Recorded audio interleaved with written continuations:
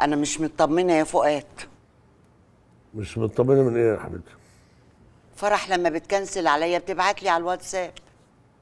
معلش تلاقيها دلوقتي بس في الكلاس ومش عارفه تكلمك ولا تبعت لك. لا ده ميعاد بريك.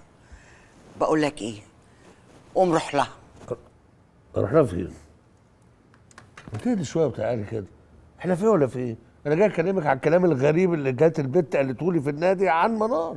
انت هتصدق واحده مزقوقه عايزه تخرب بيت بنتك؟ يا ستي مش مصدق، بس مين دي؟ وليه بتقول الكلام الغريب ده؟ ومين اللي زايقها؟ يا سيدي مش وقته، حقق في الموضوع ده بعدين. يلا قوم دلوقتي روح شوف لي فرح لا تكون عملت في نفسها حاجه. لا ما اظنش. هي اكيد اتعلمت الدرس وما عادتش تعمل الكلام الهبل بتاع زمان ده. ده ايه البرود اللي انت فيه ده؟ ايه؟ ما يلا تقوم. طيب حاضر. في يا جماعه صوتكم عالي كده ليه؟ بذمتك انت سمعت صوتي؟ لا. طيب قول لها. طب يا كيوت يا بصوت واطي، روح شوف بنتك. حاضر. انت بتعمل ايه هنا دلوقتي؟ انت مش في الشغل ليه؟ اصلي سيبك من عمر دلوقتي وخليك في فرح.